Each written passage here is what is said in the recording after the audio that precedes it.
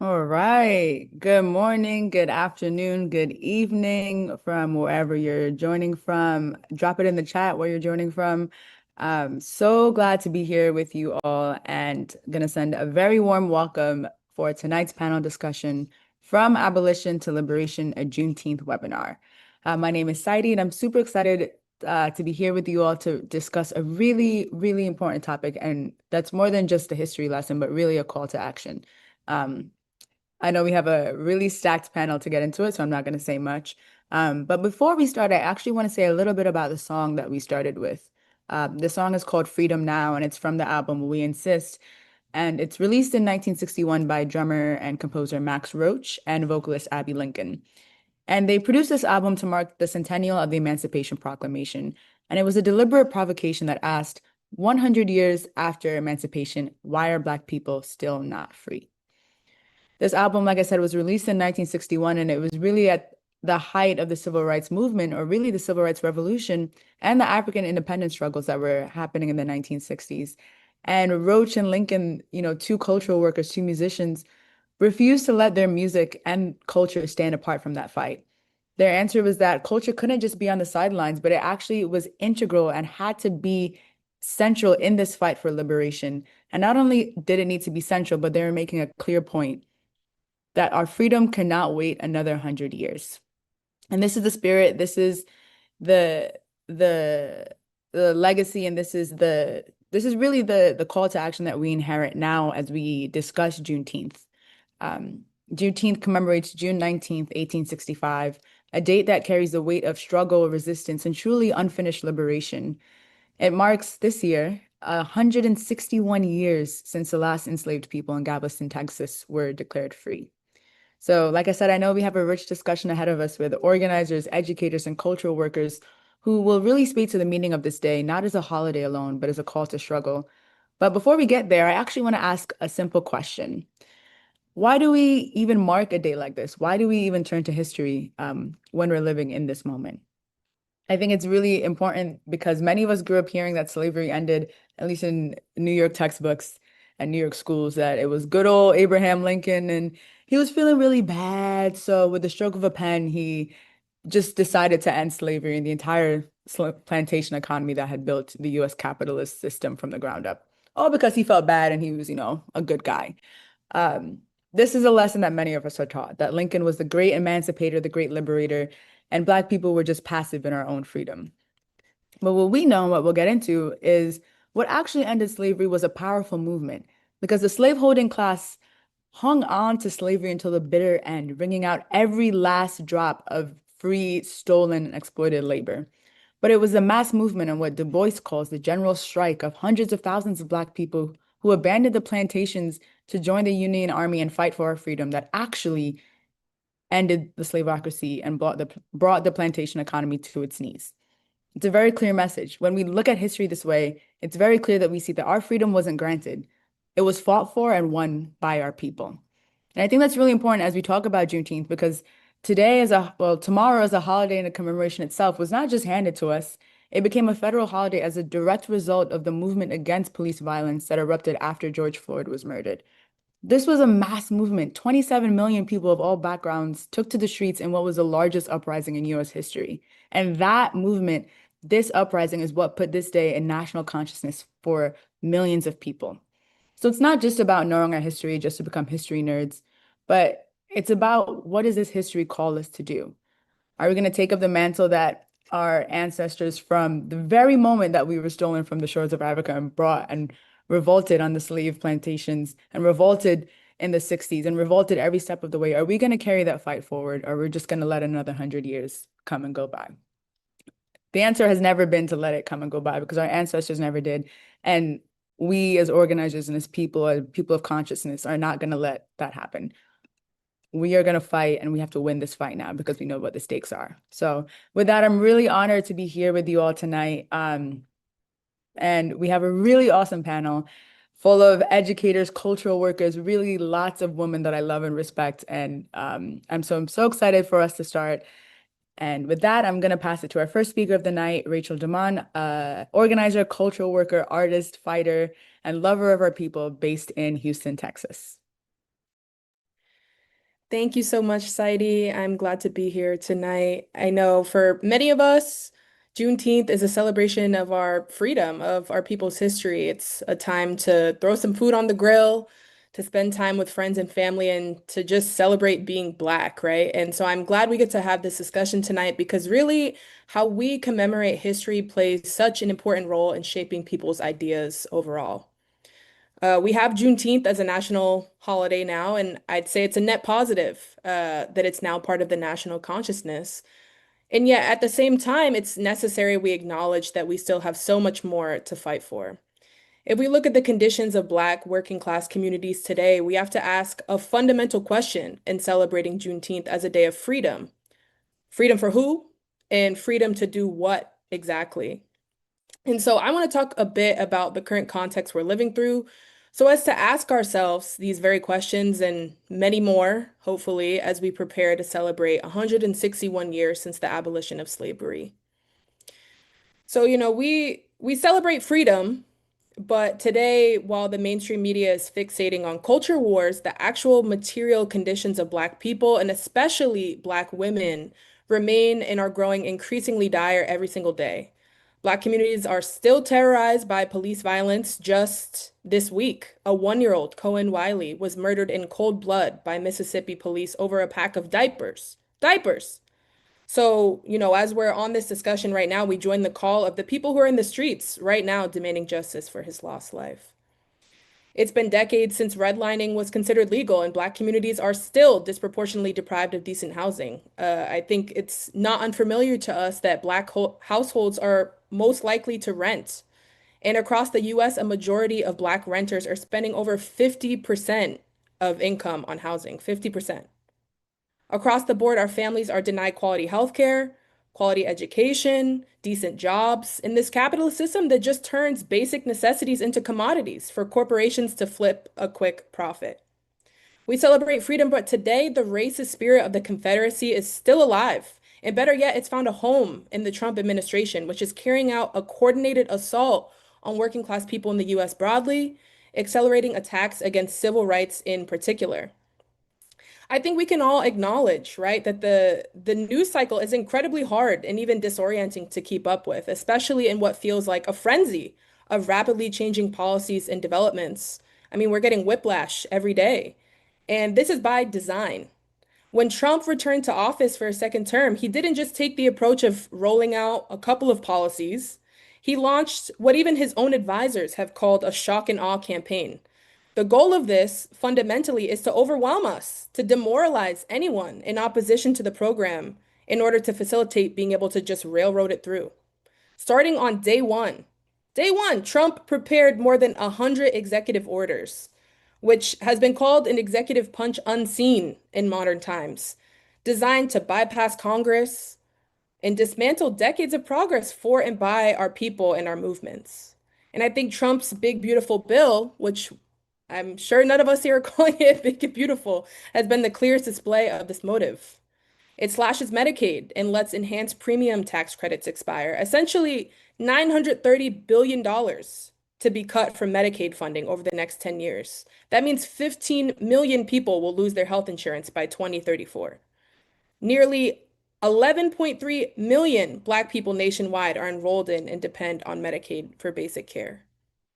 The big beautiful bill also cuts 187 billion from SNAP benefits over the next 10 years. Nearly 4 million Black households rely on food stamps, and nearly a quarter of Black households are already food insecure.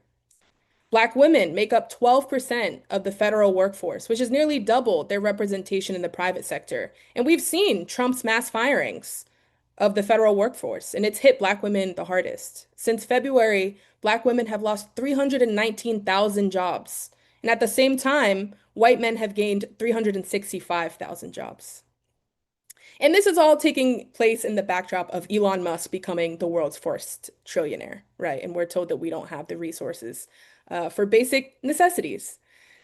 And most recently, the Supreme Court has gut the historic Voting Rights Act, prompting states across the South, from Texas to Louisiana to Alabama to race to dismantle majority black districts. And it's important to note that even in the context of this historic gutting right now, democracy didn't just break overnight, right? These politicians are continuing a very old Southern political tradition. On top of all of this, we know that the truth of our people's history is under attack and being erased as we prepare for a complete retelling of American history with the White House's racist to its core 250th anniversary of the US celebration. The Parks Service just removed MLK Day and Juneteenth from their list of free holidays. And at the same time, they added Flag Day and Trump's birthday as free patriotic days, whatever that really even means. Vigilantes are, in fact, being empowered to carry out violence against Black people and institutions across the country. Just earlier this month in my home city in Boston, an arson attempt targeted a Juneteenth event at the historic African Meeting House. And all too often, just like killer cops, these vigilantes are being allowed to walk free. And so, in this context, I say it again, this is a clear attempt to roll back a century of social progress.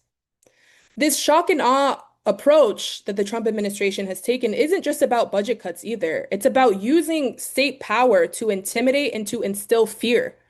There's the weaponization of ICE. There's the suppression of professionals in science, law, and journalism who are doing work related to diversity, equity, and inclusion. There's the targeting of activists and movements by claiming that somehow protests, even though it's really at the heart of our entire country, protests against this racist billionaire program is anti-American. There's no denying that this is an all-out assault on not just Black working class communities, but the leveraging of historic divisions among our class to carry out a war against all of us. We're asking a lot of fundamental questions during this discussion tonight, and I'm sure there will be many more. But another one that I really need to pose is, where have the Democrats been amidst all of this? Unsurprisingly, they've had their hands tied. Yes, they might call out Trump in their briefs or in online statements or even on the mic at campaign rallies sometimes. But the reality is that while Trump is using executive orders to quite literally dismantle the government and weaponizing federal agents to kidnap people off the streets, the Democrats have done nothing other than use court filings to ask for permission to stop him. Democrats have failed time and time again to articulate a vision for the future beyond trying to return to normal. But normal was already failing our communities. Normal was mass incarceration of disproportionately Black men. Normal was the racial wealth gap that leaves Black and Latino households in the dust with a mere fraction in comparison to white households. Normal was Black women dying in childbirth at 3 times the rate of white women. We have more Black politicians than ever. So we must ask ourselves, why is this plight of Black communities only continuing to worsen? For one, because Black faces in high places, while a positive improvement in general, has been allowed by the very system designed to suppress us as it has developed. And for two, because Trump and everything he represents is merely a symptom. The real disease is capitalism, which at its core is a white supremacist economic and political system. My comrades will, after me, speak more to this and how it's necessary for us to look to our history to learn what we must do to transcend this reality that I just laid out. But one thing is clear, that if we want to see Black liberation in our lifetime, and I know we do, we must reject the historic divisions that the people in power use to silo us in our struggles and pit us against one another for the resources that exist in surplus. Instead, we must carry on our people's traditions of organized struggle to beat back these attacks and build the world that we know we so desperately need and deserve. And Black faces in high places got me messed up. I was 8 years old when I had the first Obama administration. I said, Mama, Papa, we are free. And in fact, here we are. So now actually I am gonna pass it to a dear comrade, Jasmine. And before then, if anyone is here, does anyone know the term Sankofa? It's a term that means we have to look to the past to be clear about our future. And with that, I want to pass it to Jasmine, an artist and organizer and a cultural worker from Atlanta, Georgia, to talk to us a little bit about the history of Juneteenth and really the Black radical and the Black revolutionary tradition that we come from and what that means for our future. Thank you, Saidi. Good evening, everybody. This year marks the 161st anniversary. This year marks 161 years since Union General Gordon Granger issued the order to officially proclaim the freedom of the last enslaved people in Galveston, Texas. Since then, Juneteenth has been celebrated to commemorate this milestone of the Black liberation struggle. But what should Juneteenth mean to us today? The mainstream narrative tells us Abraham Lincoln, out of the benevolence of his heart, is solely responsible for freeing enslaved people by signing the Emancipation Proclamation. Absolute lies. This distortion of our history of resistance is meant to diminish the true power that working class and oppressed people have always held and weaponized in the name of dignity and freedom.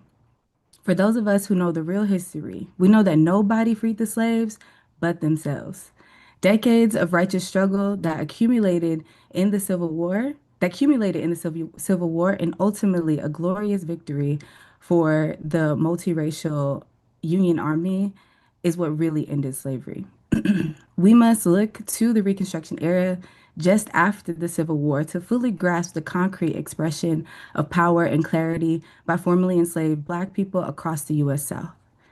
As, as formerly enslaved man Felix Haywood said at the time, we know what was going on in the war all the time. We all felt like heroes, and nobody made us feel that way but ourselves. The ending of slavery was not something to be decreed or proclaimed. Freedom had to be seized from the clutches of the defeated slaveocracy by Black people acting as agents of their own liberation. Very shortly after the Civil War, the South surged with political activity. Black political power was felt throughout the South during the most profound cultural turnaround in U.S. history. Blacks then not only had rights, but exercised power literally and metaphorically over their former masters. Despite Reconstruction governments being confronted by the scars of a brutal war and the longstanding legacy of underdevelopment, they made great strides for all working class and oppressed people. The source of the Black power in the South was not simply the passive presence of large Black populations, but their active political organization and mobilization. I'm going to name a few expansions and protections under Reconstruction governments. In Mississippi, throughout Reconstruction, about 20% of the state Senate was Black, as were 35% of the state House of Representatives. Public education exploded across the South. In my home state of Georgia, there was no public school system before the war. That number swelled to 1,735 schools by 1874. In South Carolina, in 1868, 30,000 students attended 400 schools. By 1876, more than 123,000 students were attending more than 2,700 schools, and one-third of all the teachers were Black. South Carolina disallowed garnishing wages to settle debts. Florida regulated the payment of farmlands, and Mississippi legislature instructed officials to construe the law for the protection and encouragement of labor. Reconstruction laid the foundation for many long-standing institutions and legislations that we continue to fight to retain this day. We saw the passage of the 13th, 14th, and 15th Amendment, which abolished slavery, granted birthright citizenship, and equal protection under the law, and prohibited denying the right to vote on the basis of race, respectively. Due to the violence and pervasiveness of capitalism and white supremacy, the 17-year stretch of progressive strides forward was cut short and ushered in a long era of Jim Crow legislation, an effort to put Black people in their place beneath society. Sure enough, the legacy of Reconstruction reached across time, laying the groundwork for the civil rights and Black power movements. This was through the living memory of struggle and triumph over the system of capitalism and white supremacy. Reconstruction serves as proof that working and oppressed people are more than capable of running the society. By the 1960s, Black people fought to break up the system of Jim Crow. Our people took to the streets and organized boycotts to resist the system, creating the conditions for the ruling class to fold to our demands. We must be clear as we see history repeats itself in this moment. The Civil Rights and Voting Rights Acts were not won by the benevolence of politicians. It was the multinational organized masses unified to dismantle the system of Jim Crow. Today, we see attacks on the gains of Reconstruction, the Civil Rights Movement, and the Black Power movement by Trump and the far right. The 14th Amendment arose out of the Black freedom struggle Now, birthright citizenship is being weaponized against our immigrant communities today. From the attacks on affirmative action and voting rights, DEI, to slashing Medicaid and SNAP benefits, we have an abundance of fronts to struggle on. The enduring struggle for dignity and freedom is at the forefront of my mind 161 years later. This is the history upon which Juneteenth stands. In the words of Assata Shakur, it is our duty to fight for our freedom.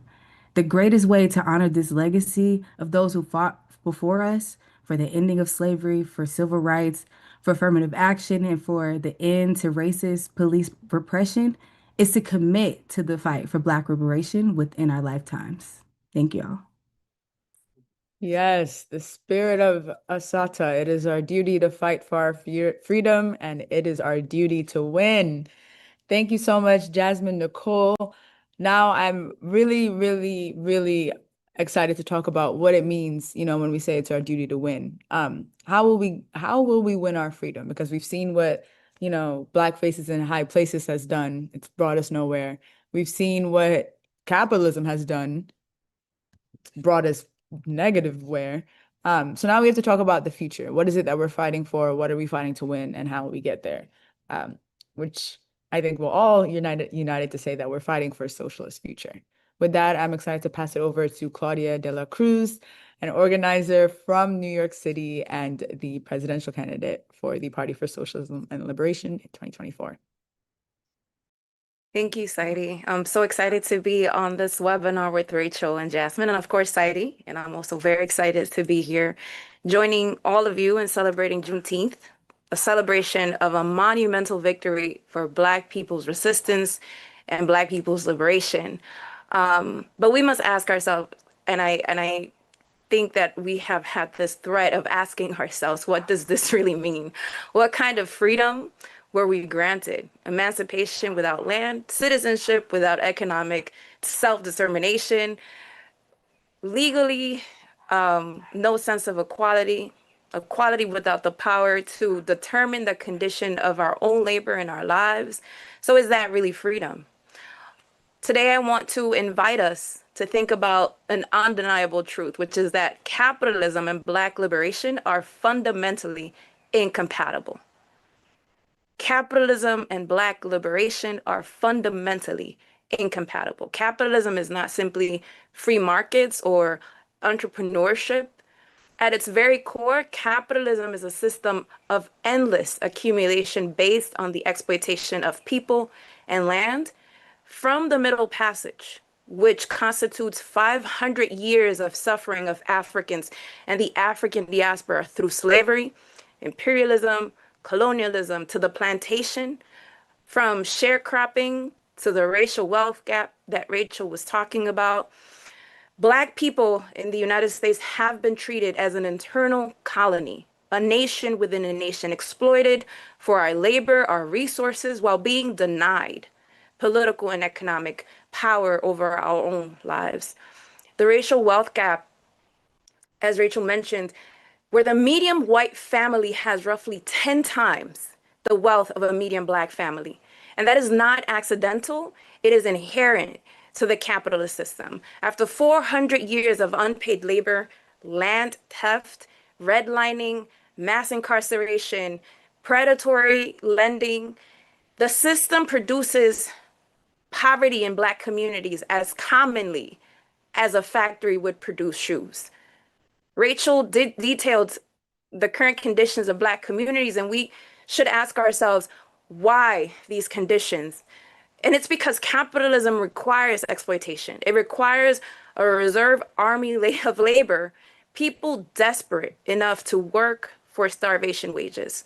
There are heads of families, and I know you know them, earning $7.25 an hour, particularly in the South of the United States. In a moment where people cannot afford to buy milk, bread, eggs, diapers, and pay 60% of their income in rent. And as I was preparing for this, I was looking at some of the speeches of Dr. Martin Luther King Jr., and one quote stood up to me and I want to share with you. He said, "Capitalism was built on the suffering of Black slaves and continues to thrive on the exploitation of the poor. We cannot solve racial and economic injustice without a radical redistribution of power." Dr. King recognized that this system was not accidental. So long as housing, as healthcare, as education, and freedom are commodities to be bought and sold, so long as one class owns the means of production and another sells their body and time to survive, Black liberation will remain a distant reality. What does Black liberation look like then? I think we need to be very, very specific. Black liberation is not simply the absence of police violence or the presence of a Black CEO or more career billionaire backed Black politicians. It is not about individual wealth. For some, while most struggle to make ends meet, Black liberation is material, is structural, and is collective. Black people in the United States, particularly those who are descendants of enslaved people, constitute a colonized nation within the borders of an empire. Therefore, our struggle is not for a seat at the table of oppression. It is a struggle for national liberation, and we need to understand it as such. It is a struggle for self-determination, to control our own communities, to control the economy that we boost, that we produce, and our futures. Liberation is economic self-determination. It is the redistribution of wealth. It is cooperative and publicly owned enterprises in Black communities. It is reparations. And reparations beyond the idea of a one-time check. We're talking about social wage, guaranteed housing, free education, universal health care. And yes, send the check too. We need to close the gap. It is the abolition of private prisons. It is no policing of poverty, no cash bail. Instead, what we really do need in our communities is community-based mental health services, more accessible and quality public hospitals, and support for our families in all ways, on demand. Food, water, energy, internet, transportation, not as commodities, but as social public goods, things that we have a right to have as human beings on this earth. Imagine a world where a 1-year-old does not get killed by police because parents cannot afford to buy diapers, as was the case with Cohen Cartier Wiley in Mississippi. This is unthinkable for anyone who actually believes in humanity. It's disgusting. And it happens within a capitalist society because profit and goods, again, that are supposed to be accessible to us, are more worthy than life, more valued than life. Imagine a world where communities have access to clean water, to clean air, affordable and healthy food, and infrastructure that supports life. Black liberation means the end of living to barely survive. It means the end of being forced to choose between paying rent or a medical bill. It means Black communities having democratic control over the institutions that govern their lives, from the workplace to the water system to legislation and beyond. And we cannot achieve Black liberation under capitalism. We can achieve reforms, and that's good and that's significant, but it's not enough. Reformism, a higher minimum wage, more Black faces in high places, like it was mentioned before, that all has been achieved, it has been tried, and it has been proven not to be enough. It has been significant in some instances, but it has never been sufficient. And a socialist program for Black liberation means reparations as a structural transformation. So we're talking about wealth redistribution. We're talking about massive public investment in infrastructure, owned and controlled by the communities they serve, particularly in Black communities that have been historically neglected by the capitalist system. When we're talking about a socialist reconstruction, we're talking about worker control of all major enterprises and publicly owned utilities, accountable companies that are accountable to the people, not billionaires, workplaces where communities of workers gain power to set conditions, to stop exploitation, and profit is used to improve our lives, our conditions, and our neighborhoods. We're talking about universal social programs, healthcare for all, tuition-free college, public housing, and jobs that are guaranteed with livable wages. We're talking about divesting from policing and prisons, an end to mass incarceration, abolishing the carceral state, and redirecting funds to what we actually need. Again, a lot of the calls that are placed to 911 are because of mental health crises. So we need mental health community centers. We need mental health clinics, housing, education. We're talking about the release of all of our political prisoners. We still have political prisoners who have fought to advance the liberation struggles of our people. Mumia Abu-Jamal is one of them, and there are many others in US prisons, and they must be freed. This is not a wish list. It is not a wish list.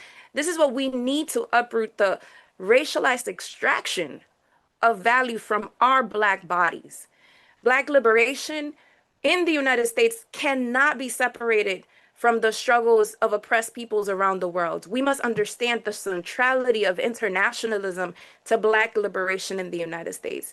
And history teaches us that this internationalist spirit is not new. When the US sent Black troops to Texas in 1865, like George Washington Williams, left to fight alongside Mexicans for their freedom. Williams would later be the one to popularize the term crimes against humanity to expose colonial atrocities in the Congo. So this is not new. That internationalist connection to the Black liberation struggle of the people in the United States. The same US empire that exploits and bombs and sanctions across the global South, from Palestine to the Congo, from Cuba to Venezuela, the same military that enforced Jim Crow at home enforces US genocidal dominance of countries all around the world. So when we fight for Black liberation, we stand in solidarity with the Palestinian people resisting genocide and apartheid. We stand with the people of Haiti who overthrew slavery and have been paying for their freedom and have been crushed by the imperial debt ever since. We stand with Cuba, a small island in the Caribbean that has withstood over 60 years of US blockade, and still under that genocidal blockade sends doctors into all communities, especially Black communities around the world. Our liberation is bound with the liberation of all oppressed people in the planet. There is no freedom for Black people in the United States while the United States government wages war on Black and brown people globally. Internationalism is not optional. It is essential to the socialist reconstruction we need. The first reconstruction, Jasmine spoke about it, 1865 to 1877. It gave us the 13th, the 14th, and the 15th Amendment. Then was crushed by white supremacist terror and corporate capital. The second reconstruction, the Civil Rights Revolution, 1954 to 1968. We won civil and voting rights. Then that was hallowed. It was hollowed out by neoliberal capitalism, mass incarceration, and the so-called war on drugs. And now we are watching the rolling back of our rights by the Trump administration. Civil and human rights we fought for and we won. Our movements want that. Not the Democrats, not the Republicans. None of them granted that to us. Our ancestors fought for that. And so now we need a third reconstruction, one that links racial justice to economic self-determination and places the people and our needs at the center of democracy. And that is what we call a socialist reconstruction. That is fundamentally the transformation of our economy from one that is run for profit to one that is run for human need. So how do we win is a big question. And we have to kind of do the same Kofa move. We got to look back to look forward. Voting has never granted us any freedom. Protest is the spark and is a tactic. We win through building organized, disciplined, working class power. We can only achieve this through organized struggle.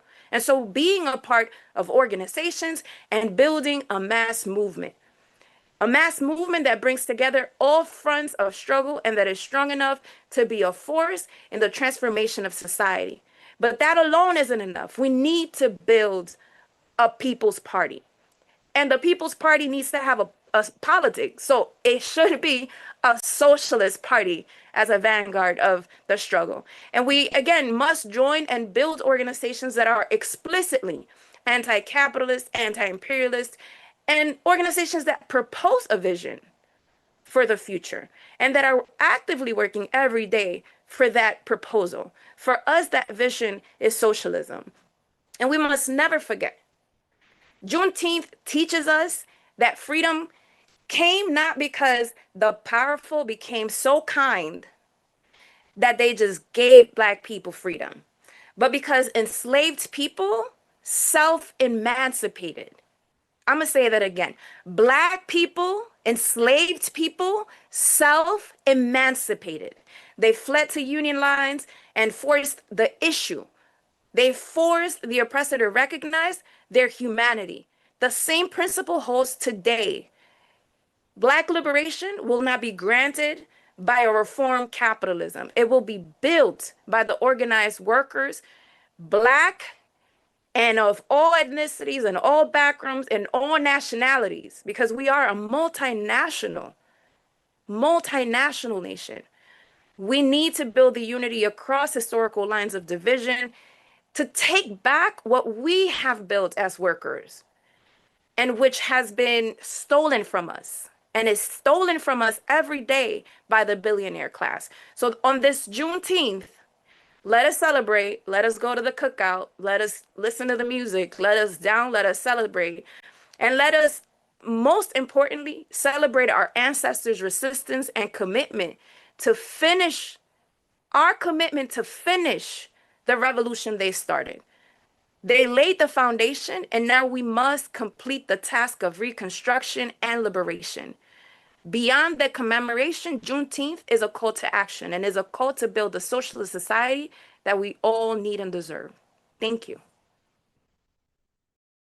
I think about what you always say to me, Claudia, is that it's not enough to oppose, but we must propose. It's not enough to oppose the plantation system, to oppose capitalism, to oppose exploitation, but we have to put forward a vision and a future that we're fighting for. Every ancestor, fighter, person has come before us knew what they were fighting for, and they were very clear on that and knew how they were going to get there.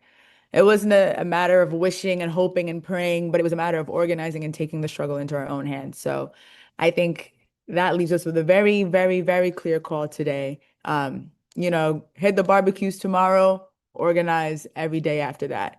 All right, people like that one. But so I'm excited to close out tonight's session.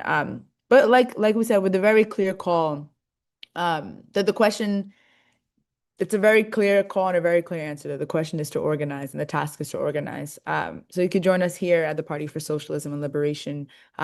Join the organization, become a member. You can join the PSL Action Network. The Action Network shipments are coming out soon. So if you are part of the Action Network, keep an eye on your mailbox. A really awesome package is coming. And remember that it's not enough to just study our history, to soak up this information, to know all the stats if we don't do anything with it. Use this information, use this background, talk to your neighbors, talk to your coworkers, talk to your people.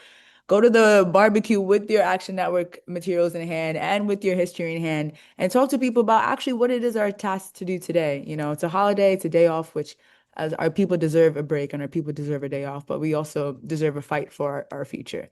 So thank you so much, everybody. I hope you have a wonderful evening, a wonderful night, wherever you are, and we'll see you here on the next one. Take care.